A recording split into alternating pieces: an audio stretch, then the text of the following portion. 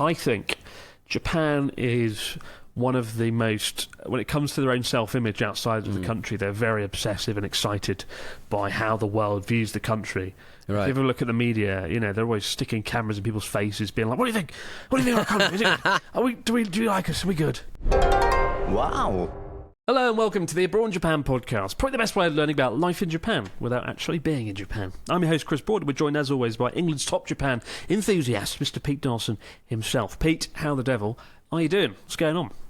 I'm good, Chris. Since our last record, when you showed me your cool Walkman. Sony. Your Sony Walkman. This Walkman here. That Walkman there, yeah. I've been Googling the car that I imported, the Toyota Century. They actually have a Toyota Century specific Walkman that is supposed to live in the back of the car, where executives could take sort of recordings of their voice. Oh, wow. For later typing up. And so I've been Googling how much one of those would cost me, because mine didn't come with one. And somebody wants 200 notes for it, Chris. But I fancy it. I need it. It's going to complete my life. I think you should buy it. I think that'll be a solid addition. I'm in a bit of an 80s mood at the moment. I've been watching lots of 80s films, and I everyone knows I love the 80s, the music, the vibe, the fact things were analogue. Obviously it was before my time, but I lived in the 90s in the shadow of the 80s, and there was a lot of nostalgia at the time growing up. Drink driving rules. Yeah. It was a simple time. You could down a bottle of vodka and run over 500 people. But looking at your car, your Toyota Century, when I was over in the UK and being in it briefly, it did leave me for a hunger, a thirst to get one for myself. I'm not going to do it because I'm not a muppet like you, and I haven't got the patience, the time, or the effort. Oh, I tell you what, importing a Toyota Century to Tokyo, a hell of a lot easier. A, hell of a lot easier. B, True.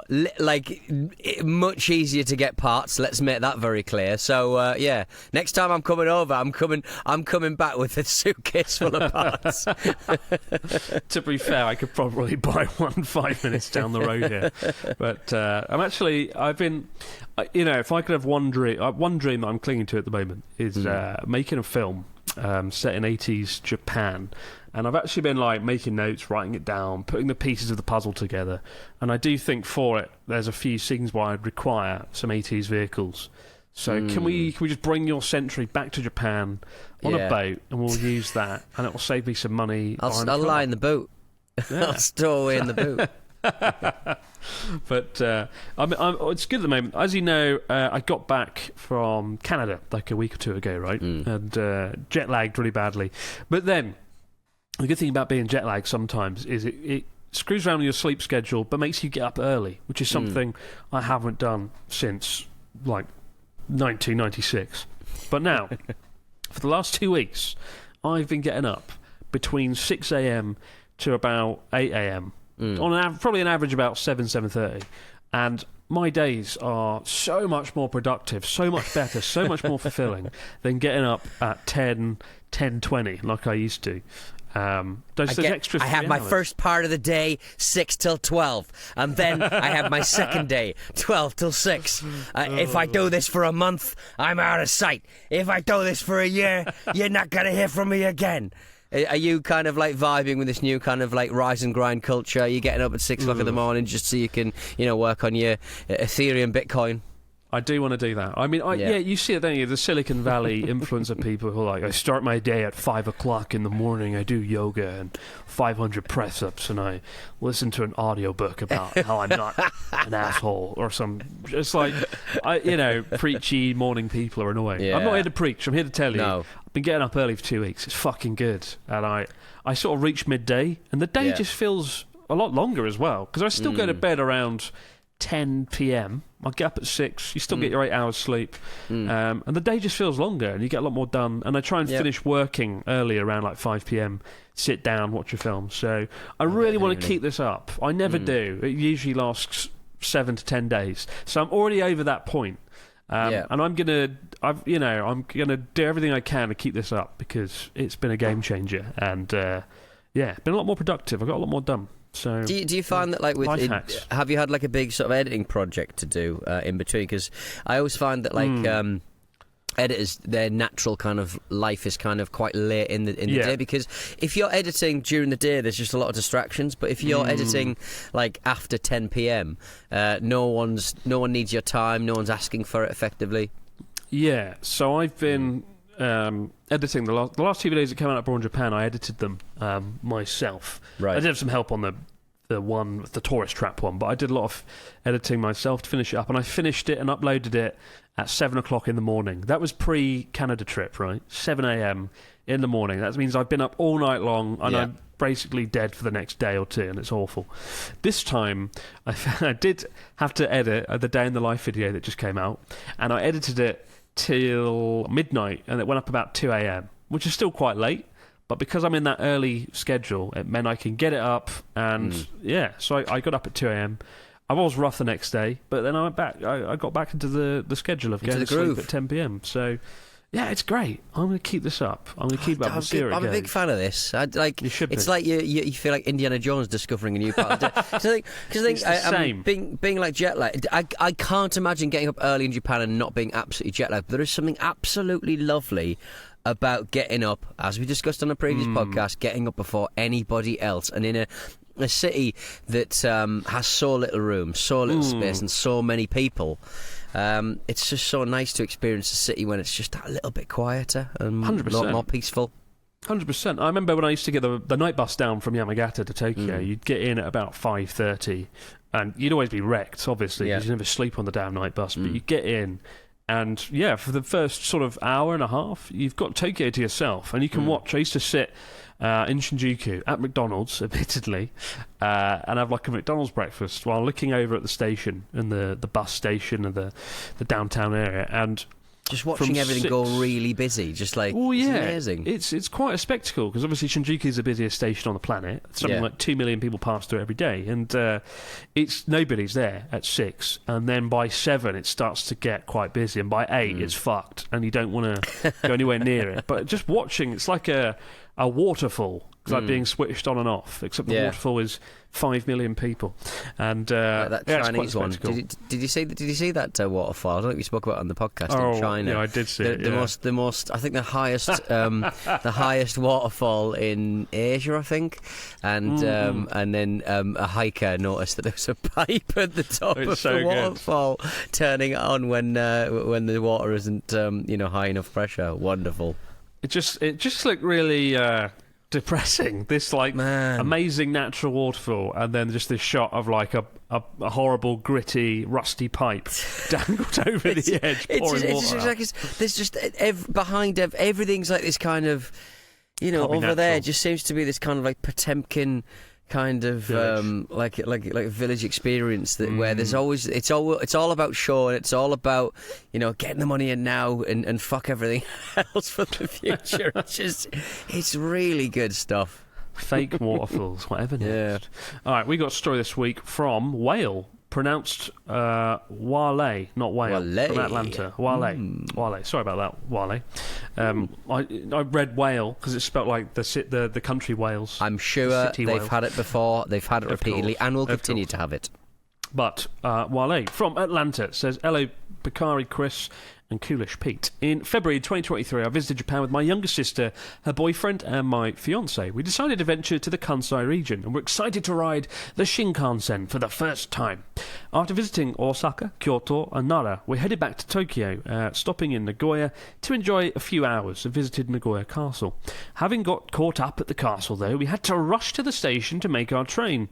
Running onto the platform, we just got our Shinkansen with moments to spare. We were feeling very pleased with ourselves as the train pulled away and navigated through the crowded train with our luggage to our seats. When we got there, though, we found them occupied by a couple of very confused-looking salarymen. Using my very little and very broken Japanese, I did my best to try and explain that they were in our seats. After showing our tickets, one of the salarymen replied, "Our ticket is Hikari. This is Nozomi."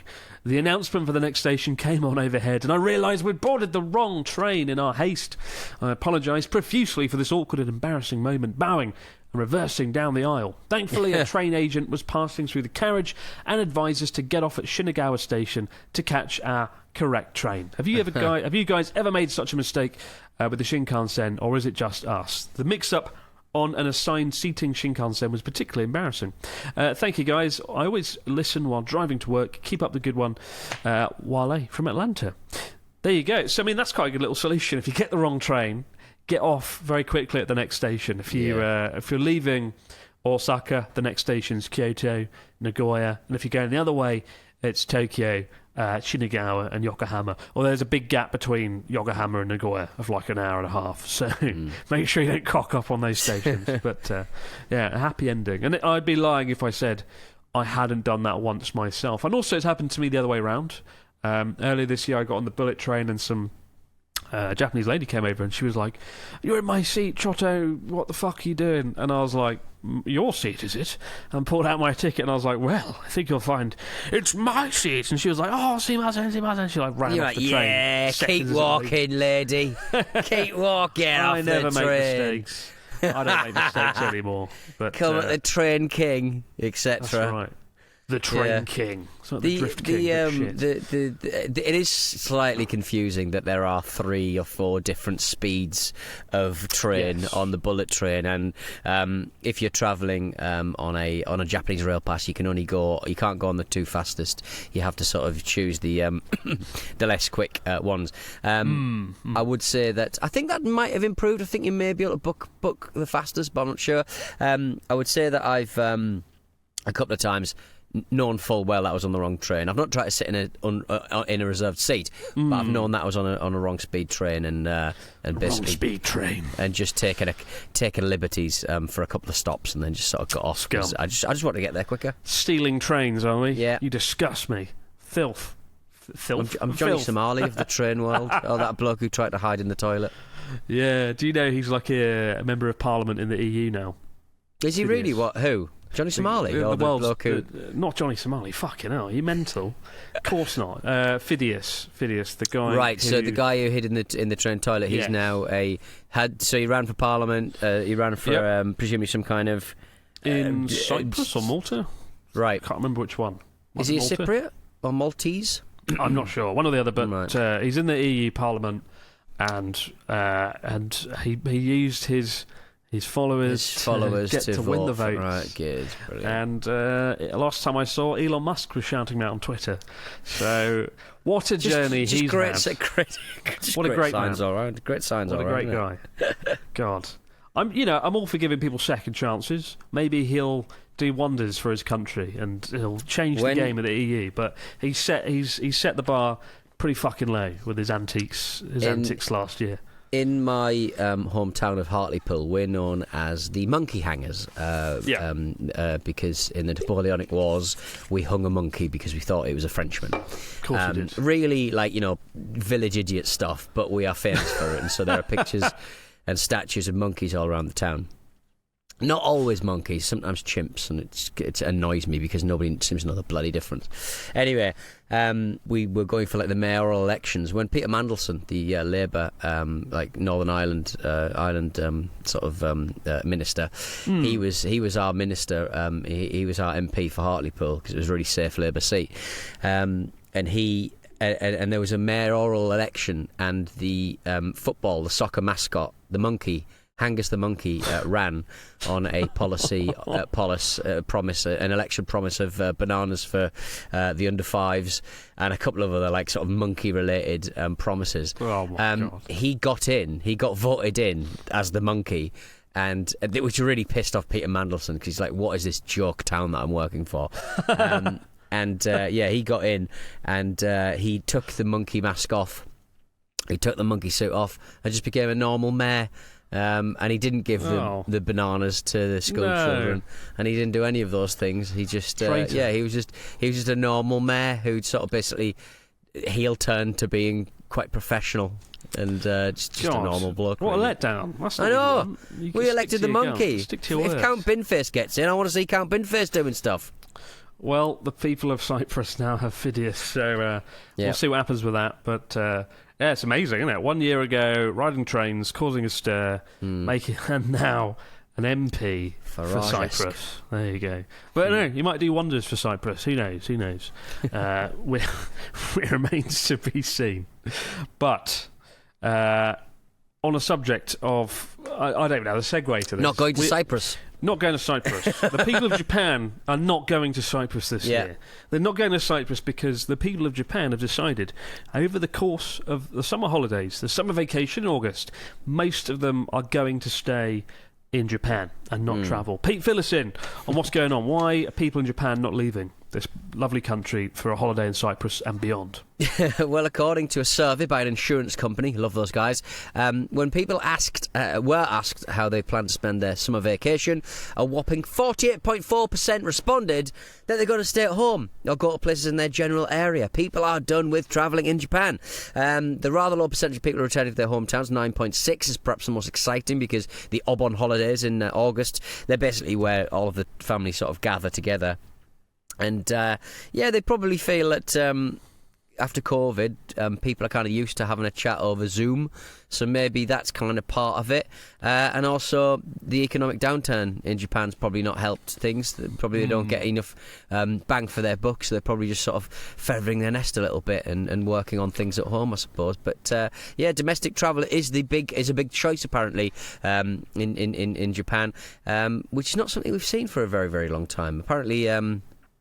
You're not going to see as many Japanese people wherever you live around the world because most people are sticking around Japan. Yeah. Nice place to be. I mean, I can't remember the exact statistics, but I think it's over half of people in Japan don't have a passport. Maybe double check that. But a lot of people in Japan don't have a passport, don't travel overseas. They do just stick to domestic tourism. And in Obon, most people do go back home. In the case of Yamagata, where I used to live, folks that worked in Tokyo would all return back home to Sakata. And in sort of more rural parts of Japan get very busy over August. It's a very exciting time as well because Japan has a lot of festivals in August. That's where most of the festivals are around the country. So I don't know if this is good or bad that they're not going home. I think it's probably bad for the economy, actually.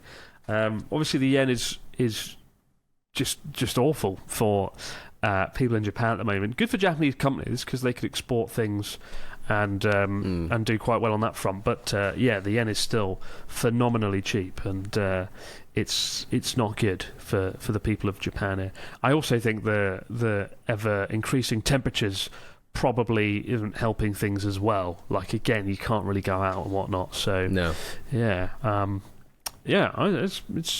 it's worrying. It's unfortunate. How are they kind of? Are they? Have you've obviously been on a long distance plane back and forth to Tokyo. Have you noticed any sort of changes? Kind of how many people are on flights and stuff like that? It sort of depends on what airline you're flying on, really. But I mean, generally they were pretty busy. But it was foreign tourists. Like, it's mostly foreign tourists because the number of foreign tourists is at an all-time high at the moment and going up and up. So that's good, I guess, or bad, depending on how you look at it. People, and certainly you talk to me about it. Like when you sort of see a bit of Japan a few times, they always go, "Oh, I'd love to go to Japan." True. But it is just kind of like it is just kind of like if you start thinking about it, you're going, you know what? I could spend $2,000 going to like a little sort of camp in what's that one that like it's in the middle of a forest and kids go there. You take Centre the kids Parks in the UK. Centre Parks, right? You can go to Centre Parks. All right, fine. It's more of a child's destination, kids' destination. But like it's thousands of pounds. Or you could spend thousands of pounds having like a really deluxe sort of version of it and just go to a forest in Japan or something. I don't know. But it just I just feel like it's one of those places that people think is really expensive. But when they actually start looking at how expensive other places are, you're like, well, it's only like 200 or 300 more to get to Japan, one would suggest. Long flights, but still. I mean, times have changed, certainly in the 2000s, before I chose to become an English teacher and I was looking at Japan, it was a place that I never thought I'd visit. I never thought I'd have the income to be able to afford to visit Japan. Yeah. And back then it was very expensive as well, you probably need... Certainly ruined my finances over the years. I bet, yeah. You probably need like $5,000 to have a 2-week trip to Japan. Now, you could probably get by on $2,000 to $3,000. And... the times have changed big time. Yeah. I'd say it's still not exactly the cheapest holiday, but it is a lot cheaper. And the only thing is, if you're in Europe, the journey is quite a bit longer at the moment, because obviously we can't fly over Russia. But that's the only thing. It's the distance, isn't it? I think if you can overcome the distance, you're in for a real treat if you do come to Japan. But do not come here in August. Again, I always say, try and avoid it if you can. I realise a lot of people have summer holidays. It's the only time they can get off. Yeah. But it's not a fun time to be in the country, personally. And I always avoid it where I can. So if you do come here in August, try and go north, like to Tohoku and Hokkaido, where it might be a little bit cooler than the rest of the country. Yeah. And drink lots of bloody Bukhari sweat, for the love of God. Get your not isotopes. That's wrong. Isotopes. Plutonium. What's the one? What is the salt stuff? Isotope? No, isotonic. Isotonic. Get your salts. Get your salts up. Get all right, salts. for crying out loud. Get your diorolite. Get your plutonium. Get your uranium in a cup. We'll make this moment, guys, with your stories, comments and questions over in the fax machine. Wow. And we're back with the fax machine. What do we got this week from our listeners? Mr. Dawson.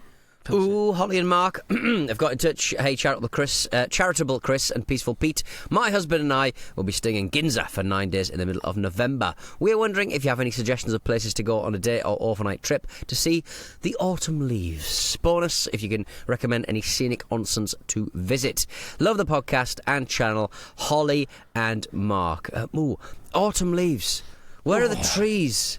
Where are the trees? Oh, the trees. Where are the trees?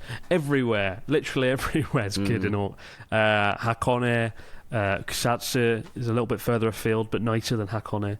Shinjuku going's fine. There's loads of trees Park. there. Very efficient. Well, it's not bad. It's nice. Well, there's no hot tub, though, is there? Unless you want to splash around in the pond and cause a problem. No, it's true. But, Kusatsu and Hakone are the big two, right? But there's all sorts. Kinosaki I've yet to go to. And you're in for a treat. I recommend Yamagata, where I did the documentary a year ago. Takinami Hot Spring is beautiful and Yamagata's stunning. I'm actually going back there to do a follow-up video in a few months, which I'm very excited about. But that gets my vote. It's only 2 hours north to sort of that part of the world, to whether it's Aizu Wakamatsu in Fukushima or Yamagata. That's really nice in August and a bit cooler, and the hot springs are incredible. But have a great time, Holly and Mark. Have a good one. Bren from Canada says, hello, Donaldson Pete and Broad Chris. I'm finally heading to Japan this year and I'm planning to visit the usual suspects, including Hiroshima and Wakayama. My question is, do you think the Japanese are self-aware about their cultural popularity abroad? Would love to hear your thoughts on this. Thank you for all the great content over the years, and here's to many more. Cheers, Bren from Canada. I think Japan is one of the most, when it comes to their own self-image outside of the country, they're very obsessive and excited by how the world views the country. Right. If you ever look at the media, they're always sticking cameras in people's faces, being like, what do you think? What do you think of our country? Do you like us? Are we good? The answer is yes. It's yes. Yeah, I've spent $3,000 to get here. Of course I wanted to do this. Must be good. Of course I think it's good.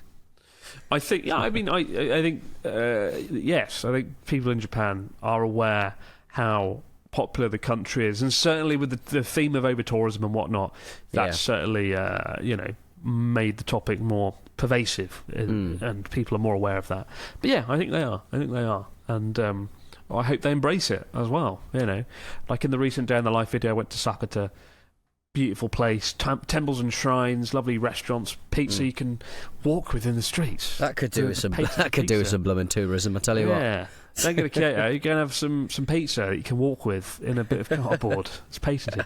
And I think more rural areas need to embrace that. And I went on like a little rant on Twitter a few weeks ago. Like, it's not that there's an over-tourism problem; it's just Kyoto, and it's just the country needs to do a better job promoting. And like the Japan National Tourism Office Twitter people were like, we're trying our best. They replied to it. Like, we're trying. So, all right, try harder. But poor guys. Yeah, I think people are aware of it. Simon from Brisbane says, g'day, Posh Pete and Cheesy Chris. Cheesy Chris. A lot of cheese. I'm a Brit living abroad with my wife, and we recently returned home for a couple of weeks to visit friends and family in the UK and Germany. As time goes on, the 26-hour flight from Australia is really starting to grind on us. Yeah, I bet. Bloody hell. I did 14 hours the other day, and I was like, longer than this is a no. And the idea that you can go on that for another 12 hours is insanity. Yeah. What's the longest flight you've ever done, Pete? Have you ever gone beyond 14? I think it probably is Japan, to be honest. I think when you start going like South Africa, I think we changed, didn't we? No, because I think we had a change for the South Africa flight. I don't know. They're quite long flights as well. And whenever you have to sort of go south in the hemisphere, that's always a bit of a grind. But I mean, I don't know. But no jet lag though. Bonus. That's a very good point. Yeah, true. I'm always envious of Australians and New Zealanders coming to Japan because they rock up and they're like, "Oh yeah, I'm not jet lagged, mate." I was sort of giving it the big licks on this very podcast about how awesome it must be for them to have Japan so close. But then someone informed me, mate, it's like still 10 hours. So what? What? That's crazy. It's a fair journey. But again, no jet lag, and so it means you can arrive. You can have you wake up and have, breakfast in Australia, whatever that is. You make so kangaroo much, and snake face. Snake face. And then you find so much for dinner. And sushi for dinner. 10 hours later, a bit of dinner. Yeah, I agree, and because you do lose a fair bit of your holiday to the prevailing winds of your sleep cycle. You really do, and you sort of wake up at weird times, and nobody's around, and nothing's open at 3 a.m. But your body is. It's true. And it goes, hello, do you want to go for a walk? You're going, yeah, all right then, fine. I'll go and pick myself up a massive bolognese from the Family Mart, eat it, and see if I can get to sleep after all that pasta. Oh, very oily. I realise I won't finish the question though. Simon continues, as the time goes on, the 26-hour flight from Australia is really starting to grind on us, and as we get older, the appreciation and the draw for family connection and support has gotten stronger. As you and your partner also have families in separate countries, how do you divide the time, and do you ever get the draw to leave the cherry trees of Tokyo to head back to old Blighty? Much love and appreciation, Simon from Brisbane. I mean, 26 hours is quite a while. 14 hours isn't too bad in comparison, is it? But I mean, I try and go back to the UK once or twice a year, and that satiates my thirst for the UK rather well.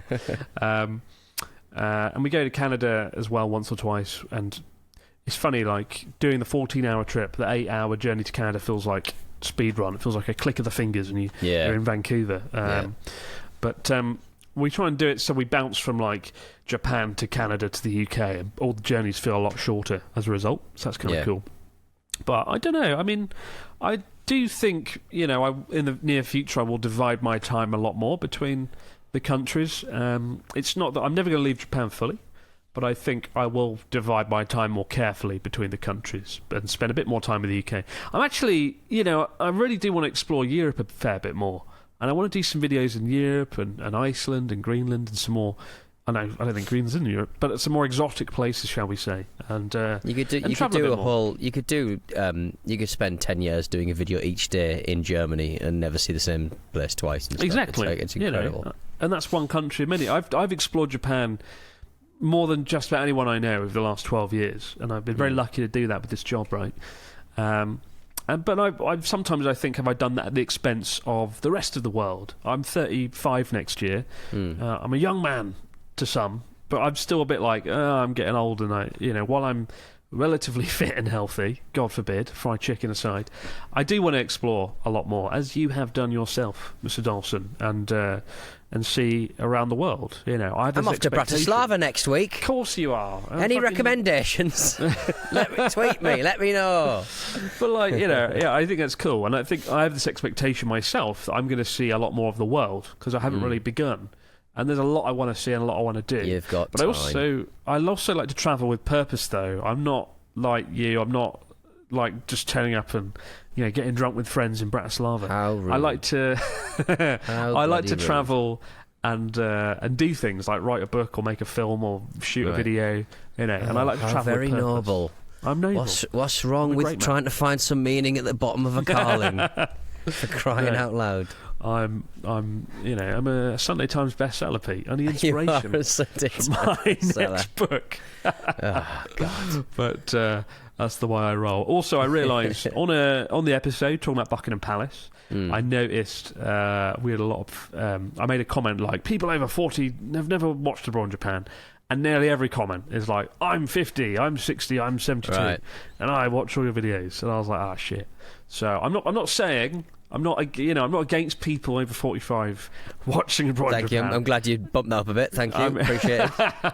I'm just saying the number of people that do watch YouTube is lower from my experience, and certainly in that room. This is like when Lauryn Hill said that she didn't want any white women listening to her music. You will not have a career if you won't have enough money to travel to Europe. I love people of all ages watching abroad in Japan. I love that, and He's got this tattoo that says "I hate boomers" on his neck.